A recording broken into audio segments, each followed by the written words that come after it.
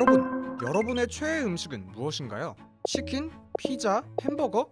이름만 들어도 군침이 싹 돌죠? 뭐 당연히 이런 음식들 자주 먹으면 몸에 안 좋겠지만 그래도 이왕 먹는 거 맛있으면 좋죠. 근데요, 골고루 먹어라 라는 잔소리는 흘려듣고 저처럼 이렇게 맛돌이들만 계속 찾아다니면 한순간에 발가락 하나 까딱하지 못하는 고통이 찾아올 수 있어요. 그것도 아무 예고 없이 말이죠. 저도 알고 싶지 않았습니다. 때는 얼마 전 여느 때처럼 맛있는 음식과 기분 좋은 술이 가득했던 모임을 끝내고 집에 돌아와서 개운하게 씻고 기분 좋게 누워서 꿀잠을 자려던 순간 갑자기 발이 으스러지듯 아파왔습니다. 마치 누가 망치로 발가락을 내려친 것처럼 뼈 마디마디가 쑤셨고 발바닥 근육은 바늘에 찔리는 것처럼 쓰라렸습니다. 앞꿈치는 퉁퉁 부은 탓에 움직일 수조차 없었죠. 돌을 잘못 밟았나? 지하철에서 밟혔나? 아님 취했을 때 누가 팼나? 기껏 잘 놀아놓고선 갑자기 나대는 몸뚱아리가 야속했습니다. 시간이 지나도 통증은 줄어들지 않았고 망치와 바늘의 향연이 계속된 탓에 결국 뜬 눈으로 밤을 지새웠습니다. 다음날 10분이면 갈 거리를 무려 30분이나 절뚝이며 도착한 병원. 간단한 엑스레이 촬영과 피 검사를 했습니다. 결과를 기다리는 동안에도 통증은 나아지지 않았고 걱정은 점점 커졌습니다. 자, 환자분 잘 들으세요. 네, 환자분의 발이 이렇게 된 이유는 통풍입니다. 에? 통풍이요? 바람만 스쳐도 아프다는, 맥주 많이 마시면 생긴다는 그 통풍이요? 근데 그거 중년층만 걸리는 병 아닌가요? 평소에 고기를 많이 좋아하시나요? 예, 아니요. 사랑합니다. 물은 자주 드시나요? 제가 물을 무서워해서. 운동은 좀 하시나요? 제 취미가 숨쉬기 운동입니다. 아주 통풍 환자로서 완벽한 조건을 갖추셨네요. 확실히 통풍은 중년층이 많이 걸리는 질병이 맞습니다. 하지만 근래 들어 전반적인 식문화가 변화함에 따라 저같이 골고루 먹지 않는 젊은 사람들도 통풍에 걸리는 경우가 빈번하게 발생하고 있어요. 작년 한 해 전체 통풍 환자 49만여 명 중 12만 명 정도는 30대 이하라고 하니 젊다고 해서 안심할 수는 없는 거죠. 통풍은 요산이 몸에 쌓이면서 발생합니다. 요산은 우리 몸이 퓨린이라는 물질을 처리하면서 만들어지는데요. 보통 요산은 그 이름처럼 소변으로 배출됩니다.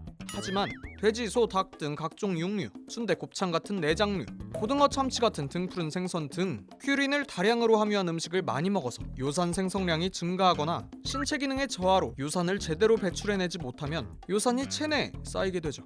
이렇게 혈액 내의 요산 농도가 정상 범위보다 상회하는 상태를 고요산 혈증이라 부르는데 이 상태가 지속되면 배출되지 못한 요산이 바늘 모양의 결정을 형성하고 이것이 몸속을 떠돌아다니다가 관절 부위에 박히면 면역 반응이 일어나면서 통풍 혹은 통풍 발작이라 불리는 증상을 일으키는 거죠. 증상은 짧게는 3시간, 길게는 일주일까지도 지속된다고 합니다. 오, 그럼 증상이 사라지면 아무 걱정하지 않아도 되는 건가요? 망청이, 고통은 이제부터 시작이라고요. 통풍이 한번 발생했다는 건 이미 요산 수치가 높아질 대로 높아졌다는 뜻입니다. 통풍을 일시적인 관절통으로 여기고 고요산 혈증을 방치하게 되면 통풍 재발은 물론 요산이 관절 주변에 쌓이면서 통풍 결절이라는 혹이 생겨 관절 손상을 일으킵니다. 신장이나 혈관 같은 곳에 쌓이면 신장 기능이 떨어지고 동맥경화가 생기기도 하죠. 통풍이 이렇게 무서운 병이기에 저는 앞으로 꾸준히 약을 먹으면서 요산 수치를 관리해야 합니다. 퓨린이 많은 음식과 과당이 포함된 음료도 자제해야 하죠.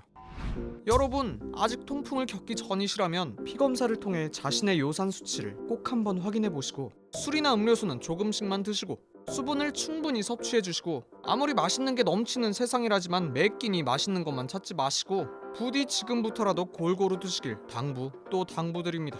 통풍 이거 진짜 아프거든요. 강원 철원군부터 땅끝마을이 있는 전남 해남군까지 요즘 주변에 탕후루 가게 없는 곳이 없죠. 대한민국을 휩쓸고 있는 탕후루가 국정감사장에 소환된다고?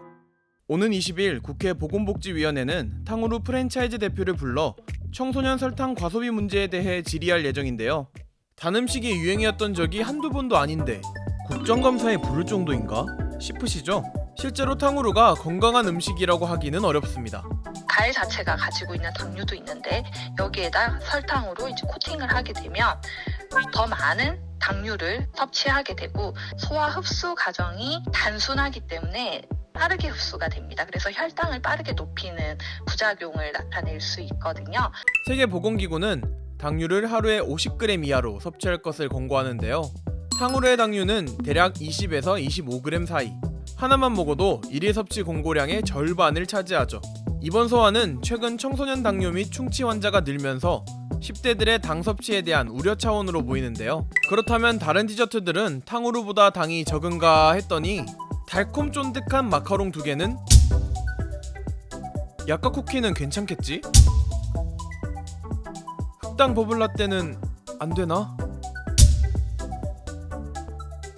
다른 달콤한 디저트들의 당분 함량을 살펴보니 탕후루와 비슷하거나 더 높은 디저트들도 많았는데요. 이미 단 음식에 자주 노출되고 많은 당류를 섭취하고 있으므로 결국 탕후루만 덜 먹는다고 해결될 문제는 아닌 거죠. 쿠키, 흑당 버블티 요즘에 많이 드시는 디저트류에 포함된 당류랑 비교했을 때 탕후루에 들어있는 당분도 모두 같은 당류예요. 그래서 탕후루에 포함된 당분이 유독 더 나쁜 건 아니고 요즘 유행하고 있기 때문에 조금 더 주목을 받는 것 같습니다. 이번 국정감사 소환으로 마치 인류 최악의 디저트로 몰리고 있는 탕후루. 여러분의 생각은 어떠세요? 전염력이 높은 감염병 중에 유독 20, 30대가 걸릴 확률이 높다는 이 질병, A형 간염. A형 바이러스가 간에 침투해 염증을 일으키는 질환. 30일 정도 잠복기를 거쳐 발열, 근육통, 피로감 같은 초기 증상이 나타나다가 간 수치가 올라가면서 눈 흰자위가 노래지는 황달 발생. 심한 경우 콜라색 소변을 보기도 함. 거의 다 대부분 같고요.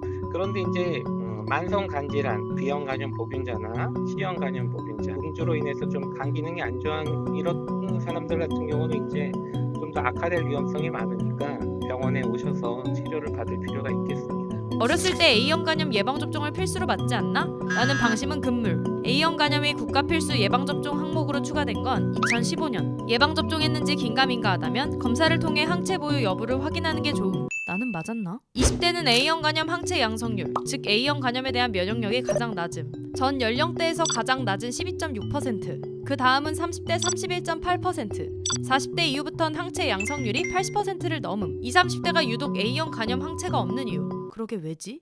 깨끗한 환경에서 자라서. 최근 20, 30대들은 깨끗한 위생적인 환경에서 자라면서 감염을 통해서 면역을 획득할 기회가 없었죠. A형 간염은 오염된 물이나 음식, A형 간염 환자의 배변으로 오염된 흙 등을 통해 감염될 수 있음. 여러 가지 개인 위생에 신경을 좀 써야 되고요. 예방 접종을 해가지고 항체를 좀 형성하는 게 제일 중요하다고 할 수 있습니다.